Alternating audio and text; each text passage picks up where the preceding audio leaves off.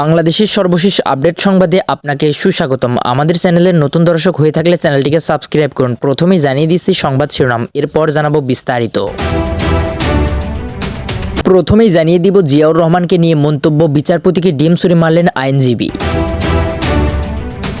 সর্বশেষ জানাবো আর একবার লড়তে বাধ্য করবেন না বলেছেন হান্নান মাসুদ। সুপ্রিয় দর্শক, এতক্ষণ শুনছিলেন সংবাদ শিরোনাম, এবার বিস্তারিত। জিয়াউর রহমানকে নিয়ে মন্তব্য, বিচারপতিকে ডিম ছুঁড়ে মারলেন আইনজীবী। 8 বছর আগে সংবিধানের ষোড়শ সংশোধনী মামলার রায়ে সাবেক রাষ্ট্রপতি ও বিএনপির প্রতিষ্ঠাতা জিয়াউর রহমানকে নিয়ে মন্তব্যের জোরে হাইকোর্টের একটি বেঞ্চে হট্টগোল ও সংশ্লিষ্ট বিচারপতিকে লক্ষ্য করে ডিম ছুঁড়ে মারা হয়েছে। গতকাল বুধবার দুপুরে বিচারপতি মোহাম্মদ আশরাফুল কামাল ও বিচারপতি কাজী অলিউল্লাহ ইসলামের হাইকোর্টের বেঞ্চে কয়েকজন আইনজীবী এই ঘটনা ঘটান। তারা বিএনপিপন্থী আইনজীবী হিসাবে পরিচিত। নাম প্রকাশে অনিচ্ছুক প্রত্যক্ষদর্শী কয়েকজন আইনজীবী 365 নিউজ এক্সপ্রেসকে বলেন, দুপুরে বেঞ্চটিতে বিচার কাজ চলছিল। তখন কয়েকজন আইনজীবী দল বেঁধে এজলাস কক্ষে ঢুকে ড্যাসের সামনে গিয়ে দাঁড়ান। তাদের একজন বেস্টের জ্যেষ্ঠ বিচারপতি মোহাম্মদ আশরাফুল কামালকে উদ্দেশ্য করে বলেন, একজন বিচারপতি হয়ে সাবেক রাষ্ট্রপতি জিয়াউর রহমান সম্পর্কে রায়ে রাজনৈতিক ভাষায় বিরূপ মন্তব্য করছেন। পক্ষপাতদুষ্ট হয়ে আপনি এমনটা করছেন, ফলে আপনার শপথ ভঙ্গ হয়েছে। আপনি এখনো একই চিন্তাভাবনা পোষণ করলে আপনার বিচার কাজ পরিচালনার অধিকার নেই। তখন আরেকজন আইনজীবী বিচারপতি আশরাফুল কামালকে এজলাস থেকে নেমে যেতে বলেন আর পেছন থেকে একজন ডিম ছুঁড়ে মারেন, যদিও তা বিচারপতির গায়ে লাগেনি। এরপরে হট্টগোল শুরু হলে দুই বিচারপতি এজলাস ত্যাগ করেন। এই বিষয়ে সুপ্রিম কোর্ট আইনজীবী সমিতির সভাপতি ব্যারিস্টার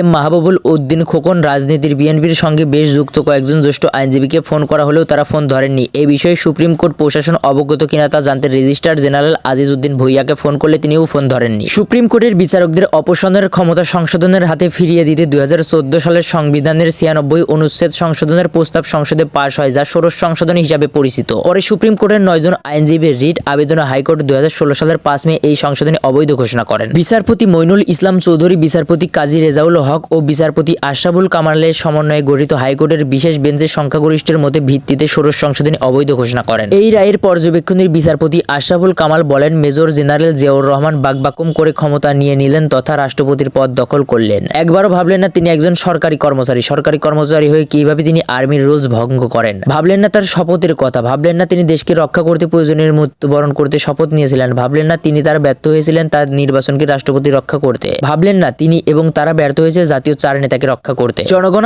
আশ্চর্য হয়ে দেখল জিয়াউর রহমান দেশের নির্বাচিত রাষ্ট্রপতি, জাতির পিতা বঙ্গবন্ধু শেখ মুজিবুর রহমান ও তার পরিবারের সদস্যদের হত্যাকারী এবং জাতীয় চার নেতার হত্যাকারীদের দোষর হয়ে তাদের রক্তাক্ত হাতের সঙ্গে হাত মিলিয়ে সম্পূর্ণ বেআইনি এবং অসাংবিধানিক রাষ্ট্রপতির পদ দখল করলেন, যাকে এক কথায় বলা যায় বন্দুক ঠেকিয়ে জনগণের প্রতিষ্ঠা দখল। পর্যবেক্ষণে বিচারপতি আশরাফুল কামাল বলেন, আমরা জানি ডাকাতরা সংঘবদ্ধভাবে ডাকাতি করে। ডাকাতদের নেতৃত্ব দানকারীদের ডাকাত সর্দার বলে। ডাকাতির সময় ডাকাতরা বাড়ি বা ঘরটি কিছু সময়ের জন্য অস্ত্রের মুখে দখল ও মূল্যবান দ্রব্যাদি লুণ্ঠন করে। রাষ্ট্রপতি আবু সাইদ চৌধুরী, প্রধান বিচারপতি আবু সাদ মুহাম্মদ সাইদ, মেজর জেনারেল জিয়াউর রহমান গং দেশে নির্বাচিত প্রতিনিধি থাকা সত্ত্বেও অস্ত্র এবং অবৈধ কলমের খোঁচায় নির্বাচিত জাতীয় সংসদ ভেঙে ডাকাতদের মতো অবৈধভাবে জোরপূর্বক জনগণের ক্ষমতা দখল করেন। যে বিচার বিভাগ এবং এর বিচারকদের উপর আইনগত দায়িত্ব ছিল সংবিধানের সামান্যতম বিচ্যুতিকে রক্ষা করা, সংরক্ষণ করা এবং নিরাপত্তা দেওয়া, সেই বিচার বিভাগ এবং এর তৎকালীন বিচারকরা সংবিধানকে এক কথায় হত্যা করলেন, জনগণের রায় ডাকাতি করলেন, জনগণের নির্বাচিত সংসদকে বাতিল করলেন। অন্যদিকে জিয়াউর রহমান একজন সরকারি কর্মচারী হয়েও আর্মির রুলস ভঙ্গ করে জনগণের রায় নির্বাচিত জাতীয় সংসদ ও দেশের সংবিধানকে হত্যা করে অস্ত্রের মুখে অন্যায়ভাবে অসৎভাবে হত্যাকারীদের দোষর হয়ে জনগণকে চরম অবজ্ঞা করে ক্ষমতা দখল করেন। একজন মুক্তিযোদ্ধা হয়ে জিয়াউর রহমান মুক্তিযুদ্ধ বিরোধী তথা স্বাধীনতা বিরোধী রাজাকার আলবদর আল সামস ও জামায়াতে ইসলামীকে এদেশে পুনর্বাসন করেন। তাদের রাজনীতি করার অধিকারদের নাগরিকত্ব দেন। তিনি স্বাধীনতা বিরোধী এবং মানবতা বিরোধী অপরাধীদের এমপি করেন এবং তাদের মন্ত্রী বানিয়ে গাড়িতে বাংলাদেশের পতাকা দিয়ে 30 লক্ষ শহীদের রক্ত ও 2 লক্ষ মা বোনের সম্ভাবনের সঙ্গে বেঈমানি করেন। এরপরেও কি বাংলাদেশের জনগণ জিয়াউর রহমানকে মুক্তিযোদ্ধা বলতে পারে? পর্যবেক্ষণে আরো বলা হয়, জিয়াউর রহমান শুধু জাতির পিতা ও তার পরিবারের এবং জাতীয় চার নেতা হত্যাকারীদের দোষরই হননি, হত্যাকারীদের পুরস্কৃত করেছেন রাষ্ট্রদূত, এমপি ইত্যাদি বানিয়ে। তিনি আরো যে জঘন্য কাজটি করেছেন তা হলো জনগণের নির্বাচিত রাষ্ট্রপতি জাতির পিতা ও তার পরিবারের হত্যাকারীদের হত্যার বিচার বন্ধ করে দায়মুক্তি আইন প্রণয়ন করেন। অর্থাৎ তিনি এই দায়মুক্তি আইন দ্বারা সমর্থন দিয়ে প্রমাণ করেন তিনি জাতির পিতা ও তার পরিবারের হত্যাকারী এবং জাতীয় চার নেতার হত্যাকারীদেরই একজন।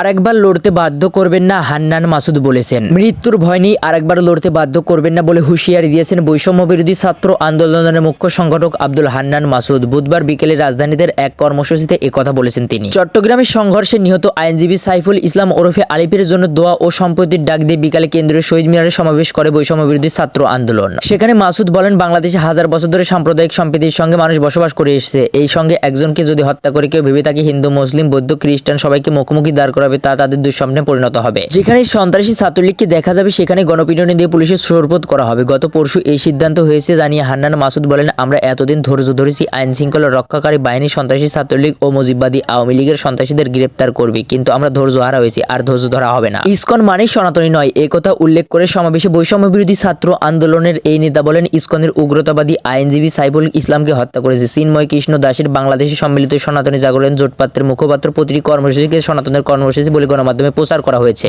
হাজার হাজার সনাতনী ভাই জঙ্গি ইসকনের বিরুদ্ধে প্রতিবাদ জানিয়েছে। চিন্ময় দাস বা ইসকনকে গণমাধ্যম সনাতনী হিসাবে প্রচারের কারণে এত দূরে এসেছে। হান্নান মাসুদ বলেন, বাংলাদেশে জামায়াতে ইসলামী, হেফাজতে ইসলামী, খেলাফতে মজলিস যেমন ধর্মীয় সংগঠন, চিন্ময় কৃষ্ণের সংগঠন তেমনি একটি ধর্মীয় সংগঠন। এই সংগঠন সবসময় হিন্দুর প্রতিনিধিত্ব করে না। দেশের মাটিতে বসে দিল্লির এজেন্ডা বাস্তবায়ন করতে দেওয়া হবে না বলে হুঁশিয়ার দিয়ে মাসুদ বলেন, শেখ হাসিনা মোদীকে নিয়ে আমার বাংলার মাটির দিকে হাত বাড়াচ্ছে। এই দেশের মানচিত্রের দিকে দিল্লি থেকে কেউ হাত বাড়ালে সেই হাত ভেঙে গুটিয়ে দেওয়া রাখা হবে। সেটা চিন্ময় কৃষ্ণ, ইসকন, আনসার লীগ যে রূপেই হোক, দেশের মানুষ সেই হাত ভেঙে দেওয়ার জন্য প্রস্তুত। এছাড়াও বাংলাদেশের সীমান্ত অবরোধের ঘোষণা দেয় পশ্চিমবঙ্গের বিজেপি নেতা শুভেন্দু অধিকার করা সমালোচনা করেন তিনি। বৈষম্য বিরোধী ছাত্র আন্দোলনের নির্বাহী কমিটির সদস্য মাহিন সরকার ইসকনকে জঙ্গি সংগঠন আখ্যা দেন। তিনি বলেন, ইসকনের নেতৃত্বে যেভাবে আইনজীবী সাইফুল ইসলামকে হত্যা করা হয়েছে, অতি দ্রুত তার বিচার কার্যকর না করা হলে ধরে নেব ভারতীয় অগ্রাসনের সমর্থকদের সরকারে বসে আছে। যেসব গণমাধ্যম এখনই ভারতীয় বয়ান প্রচার করছে তাদের জবাবদিহিতার আওতায় আনতে হবে। সমাবেশে অন্যদের মধ্যে বৈষম্য বিরোধী ছাত্র আন্দোলনের নির্বাহী কমিটির সদস্য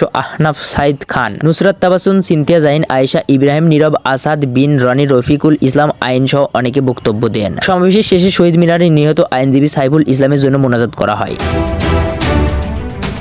সুপ্রিয় দর্শক মণ্ডলী, এই ছিল এখনকার সর্বশেষ বাংলা আপডেট সংবাদ। পরবর্তী বাংলা আপডেট সংবাদ পেতে চ্যানেলটিকে সাবস্ক্রাইব করে বেল আইকনটিকে বাজিয়ে দিন। ভিডিওটি লাইক করে আপনার মূল্যবান মন্তব্য কমেন্ট বক্সে জানিয়ে দিন, আর ভিডিওটি শেয়ার করে অন্যকে দেখার সুযোগ করে দিন। 365 নিউজ এক্সপ্রেস, ঢাকা।